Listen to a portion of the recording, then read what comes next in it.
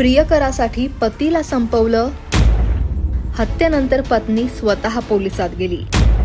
वेगळाच जबाब दिला, प्रियकर कोण निघाला? जाणून घेण्यासाठी हा व्हिडिओ शेवटपर्यंत पहा. ही सुन्न करणारी घटना घडली आहे वर्ध्याच्या हिंगणघाट तालुक्यातील शेकापूरबाई इथं.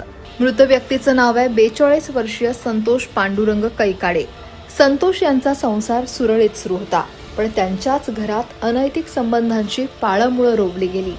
संतोष यांची पत्नी सपना कैकाडे हिचं संतोष यांचाच चुलत भाऊ शुभम कैकाडे याच्यासोबत प्रेमसंबंध जुळले. दोघांचं प्रेम प्रकरण सुरू होतं, पण यात पती संतोष अडथळा ठरत होते. अखेर या अडथळ्याला कायमचं वाटेतून हटवण्याचा एक भयंकर कट रचला. 16 ऑगस्टची मध्यरात्र, वेळ 12:30 ते 1:30च्या सुमारास. जेव्हा संपूर्ण गाव गाढ झोपेत होतं, तेव्हा घरातच संतोष याचा गळा आवळून अतिशय क्रूरपणे खून करण्यात आला. हत्या केल्यानंतर मृतदेहाची विल्हेवाट लावणं गरजेचं होतं. प्रियकर शुभम कैकाडे यानं त्याच्या 2 साथीदारांच्या मदतीनं संतोष याचा मृतदेह गावाजवळच्या बोबडे यांच्या विहिरीत फेकून दिला. पाप झाकण्यासाठी पत्नी सपना हिनं मोठा डाव खेळला.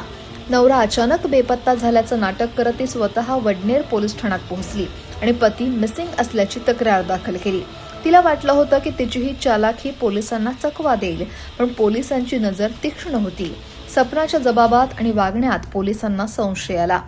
तपासाची सुई हळूहळू प्रेमसंबंधांकडे वळली आणि पोलिसांनी संशयितांची कसून चौकशी सुरू केली.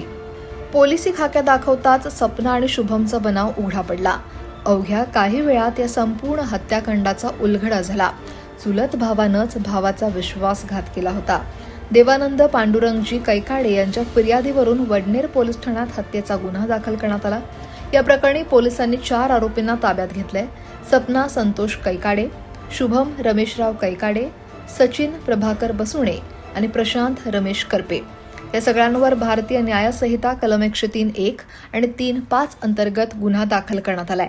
वडनेर पोलीस स्टेशन येथे 17 तारखेला आमच्याकडे एक मिसिंगची कंप्लेन आली होती. मिसिंगची कंप्लेन आल्यानंतर जे फिर्यादी होते त्यावर आम्हाला थोडासा ज्यावेळेस कंप्लेन आली त्याच आम्हाला डाऊट होता. आम्ही तांत्रिक तपास, गोपनीय माहिती या आधारे तपास केला आणि त्यामध्ये असं निष्पन्न झालेले आहे की जे मयत आहेत त्यांचा 4 लोकांनी मिळून त्यांचा खून केलेला आहे आणि 4ही आरोपी आता वडनेर पोलीसच्या ताब्यात आहे.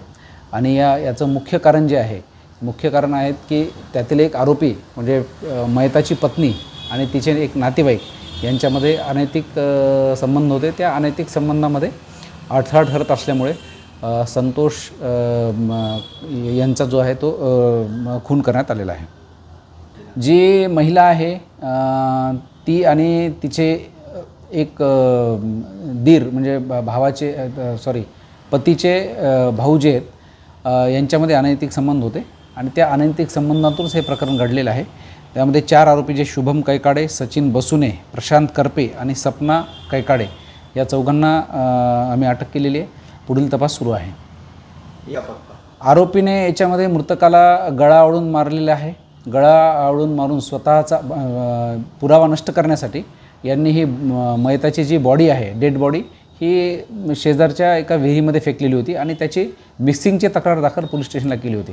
परंतु तक्रार दाखल झाल्यानंतर आम्हाला संशय आला होता आणि गोपनीय माहिती आणि तांत्रिक तपासावरून आम्ही हा गुन्हा उघडकीस केलेला आहे. 4ही आरोपींना आम्ही कोर्टामध्ये हजर केले होते आणि माननीय न्यायालयाने त्यांची न्यायालयीन कोठडी दिलेली आहे. माननीय न्यायालयाने त्यांची पोलीस कोठडी केलेली आहे आणि सध्या तपास सुरू आहे. आणि ही सर्व कारवाई जी आहे माननीय पोलीस अधीक्षक वर्धा सर, माननीय अप्पर पोलीस अधीक्षक वर्धा सर यांच्या मार्गदर्शनाखाली प्रोबेशनरी DYSP गवळी साहेब, त्यानंतर API घनश्याम पाटील साहेब, त्यानंतर PSI वर्मा साहेब आणि त्या वडनेरची पूर्ण टीम या सर्वांनी हा गुन्हा उघडकीस आणण्यात महत्त्वाचं योगदान दिलेलं आहे. एका चांगल्या संसाराचा असा भीषण अंत झाला.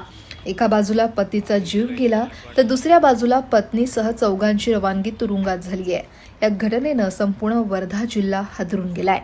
वर्धाहून रवी येनोरकरसह ब्युरो रिपोर्ट, लोकमत.com.